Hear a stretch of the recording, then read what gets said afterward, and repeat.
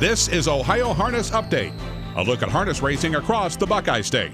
Ohio Harness Update is brought to you by Matt Franklin, Wealth Advisor at Wire to Wire Wealth. Here are your hosts, Frank Frost and Ashley Daly.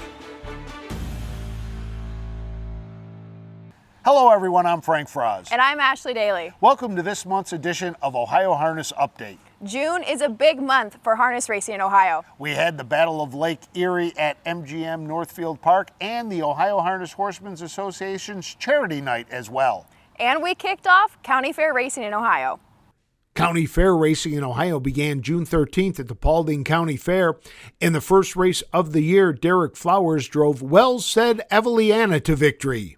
As they race around that upper turn to head for pay dirt. That is still Well Said Eveliana with lead, but flying on the outside second. That is Lady with No Fear. They're only heads apart as they race toward home.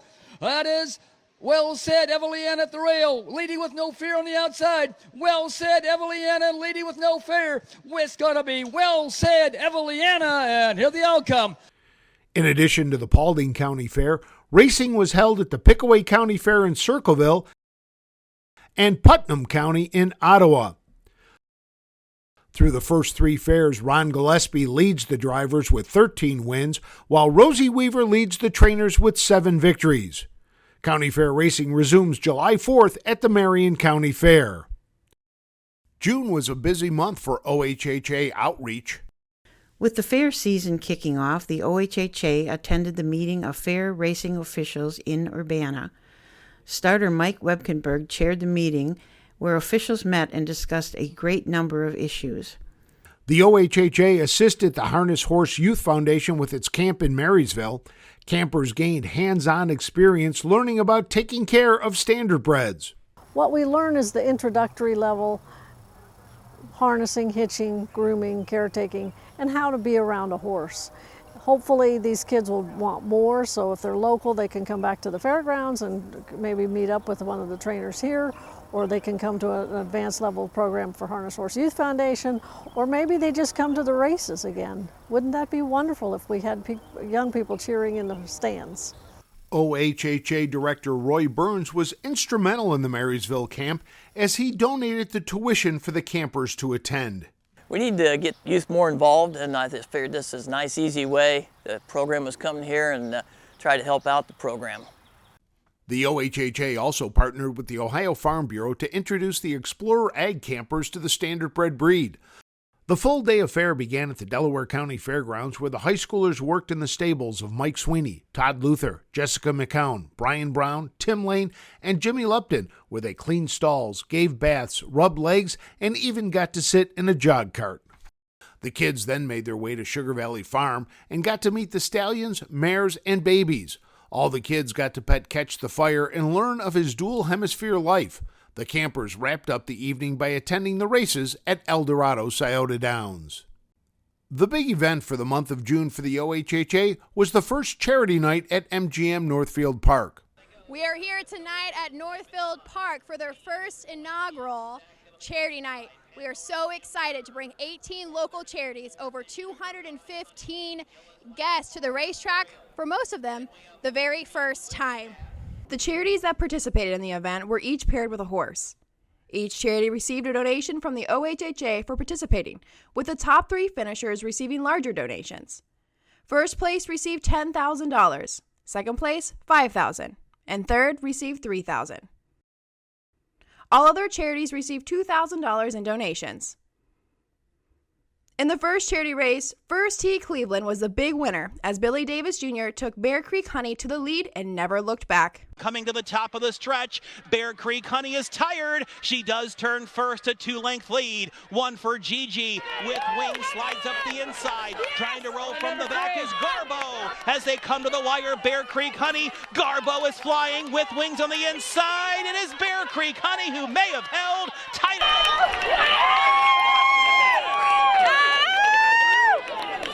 Right now we have over 3,000 kids in our program, and we're growing tremendously. But all I can say is, it's hard for every charity here to raise $1. And to come here tonight and be able to raise $10,000 and have fun, and you guys are giving back to the community is awesome. In the second charity race of the night, Always Be Gigi and Ronnie Wren Jr. came home a winner for the Akron-Canton Regional Food Bank. The leader is Always Be Gigi, 3 wide Western Decor. At the rail is Bella Blue. Right there, Really Sam is trying to find more. In there next is Frisky's Miracle to the top of the stretch. Always Be Gigi with the lead. Down to the inside, Bella Blue. Always Be Gigi. Bella Blue is there. Always Be Gigi will win. Bella Blue. A total of $60,000 was donated to the charities by the Ohio Harness Horsemen's Association. When we return, action in the Ohio Sire Stakes heats up, new track records, and the Grand Circuit returns to Cleveland. With over 30 years of experience in wealth planning and a lifetime of involvement in harness racing, Matt Franklin at Wire to Wire Wealth can help you build a financial plan that addresses the unique circumstances of those involved in the horse racing industry. Whether you are investing to build wealth, protect your family, or preserve your assets, Matt at Wire to Wire Wealth will work with you through the wealth planning process from start to finish. Welcome back to Ohio Harness Update. The second leg of the Ohio Sire Stakes and the Buckeye Stallion Series were completed in June. In 3-year-old filly pace Sire Stakes action, Sea Silk won her second leg with Chris Page driving. Dragon's Revenge, Bittersweet Symphony closing in. Here comes Sea Silk, 3 wide. Secret Side Piece waiting for room. Outside Summer Slash, inside Fantasy Life. Top of the stretch, Dragon's Revenge, Sea Silk on the outside. Slingshots to the lead. Secret Side Piece in the passing lane digging in. Fantasy Life looking for room. Sea Silk, nice, easy, comfortable winner from Secret Side Piece. Bittersweet Symphony in a photo, 151-3. Do It Like Bobby was the other 3-year-old filly pacing winner. The other repeat winner was By the Missile. Ronnie Wren Jr. drove the son of Down by the Seaside to his second Sire Stakes victory. Moving around the turn to the top of the stretch and By the Missile. Undefeated thus far, does turn first by a nose on the outside. And still applying the pressure is Western Ready. By the Missile. Western Ready. By the Missile will score. The other division went to Gulf Shores. There was only one division of 3-year-old filly trotters. Craigquit Hall was the winner, while in the 3-year-old colt trotters, the winners were Chulo and Longshot. Speaking of Gulf Shores, the Brian Brown trainee was a winner in his elimination at the Grand Messenger in Yonkers. Winner of the stretch in the MGM Grand Messenger Stakes eliminations. It is still Gulf Shores the boss. Gulf Shores chased home by Captain Cowboy. On the inside, Nautical Hanover third. Gulf Shores almost home. Gulf Shores, yes. Gulf Shores now sets his sights on the first jewel of pacing's Triple Crown in the Messenger Stakes. In Buckeye Stallion Series action, every division except the 3-year-old Colt Pacers had repeat winners. In the 3-year-old filly pace at Scioto Downs, All Night Mickey and Spitting Image won for the second time, with Spitting Image going gate to wire. Spitting Image, the one to catch. Love Me Hill has had the trip. Morning Sunrise is stalled out. Fear the Beach inside through the stretch. Spitting Image with the lead. Love Me Hill trying to pounce from the pocket. Spitting Image, too much today. Gate to wire. Spitting Image. Other winners included Bowery, Catamaran, and Fear the Queen. In the 3-year-old filly trotters, the only repeat winner was Lady Is Great. They move around this final turn. Lady Is Great, still the boss. On the outside, Gracious Triumph, tightening back in, Hill of a Diamond.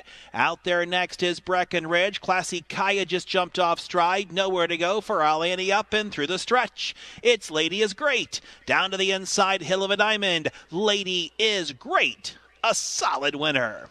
The other winners were Kahlua Mudslide, Sweet on Pete, and Sedota K.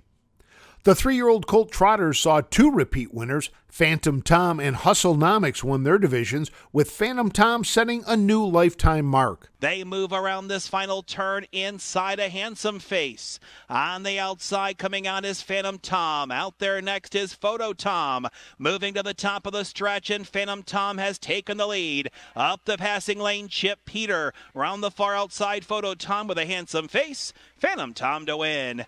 The other winners were Mo Bay and Slim Jimmy.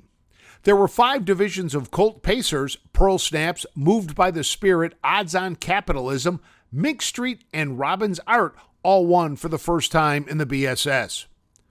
The Grand Circuit returned to MGM Northfield Park with the Battle of Lake Erie. The race did not disappoint as Fun at the Beach End was an upset winner.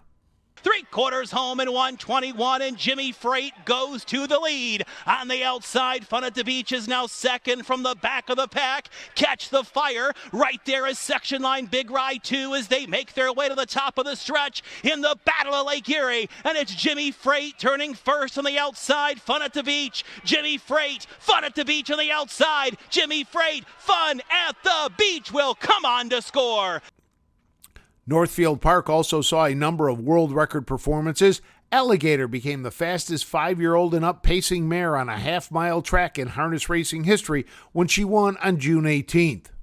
Alligator leads them out there now by 7. Further back, Diamond Tequila Shot also coming on Mystical Virgin. They pace around the turn to the top of the stretch, and it's Alligator. Alligator has that lead. Further back is Diamond Tequila Shot with Mystical Virgin and Doje Rita, but it is Alligator, a race against the clock here. Alligator will score. Smoking Jet set a new track record and tied the world record for aged geldings with a 152-3 performance on May 29th. Just 1 week later, Winning Shadow beat Smoking Jet and tied that world record. The battle's coming up. On top, Winning Shadow on the inside. Smoking Jet closing with every stride on the outside. Second, racing third. Big Bad Caviar. Less than an 8 to go. Winning Shadow brings him into the stretch. Smoking Jet on the outside second. Tonight it's Chris Limbs and Winning Shadow. 152 3/5, equaling the world's record. 3 weeks later, Winning Shadow went on to win for the 50th time in his career. There were driver and trainer milestones reached during the month of June. Chris Page picked up his 6,000th career win when he piloted Lovely Monroe to victory at Eldorado Scioto Downs. 4 wide into the stretch comes Lovely Monroe. It's Pink and Perfect with the lead. Out of the pocket is Miss Park Lane Power. Inside Rock My World TL. Far outside Lovely Monroe. Giddy up Lovely Monroe to win it 154-1. Page picked up his first victory in 2001. On the same night, trainer Tim Mayer picked up his 1,000th training win. As they come to the top of the stretch, Velocity T-Rock Raining Bills is there. Cherokee's Gorgeous in full retreat. Center of the track, Skipping Stone through the lane. Can't find a better man.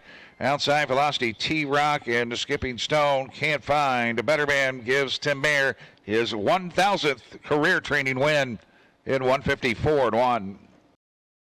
This month, we honor 2 of our hardworking caretakers, Gretchen Jones of the Scott Mogan Barn and Danae Tomei, who works with Chris Beaver. Jones spent many years in the harness racing industry before leaving. I was doing this for 17 years, and I left and took an outside office job for 22. Got tired of sitting, missed these horses' faces, missed the people. So I kind of retired from my job at Patel and started here with Scott. Probably April 1st was my first full day. Jones says it is hard work, but very fulfilling. Danae, or Day as she likes to be called, grew up in a harness racing family, but like Jones, got out of the business for a few years. My family's done this, my grandpa, my parents, so I grew up around it, and I'd help my grandpa at 10 years old, jogging horses and stuff, but I got out of it for a while, got more into riding horses. Like I said, I took a break from them for a while, and I did other jobs. I, served at restaurants, and I did factory work, and I did plenty of other things, and none of it just sparked my interest, So when this opportunity came about, I hopped right on it and no turning back. Day says she's been working for Beaver for 3 years and recommends the job to anyone. Do it and have patience. Standard breds, they do have their crazy moments, but patience, and it's just, I love it. I think everybody should do it. At least try it. Congratulations to our Groom of the Month.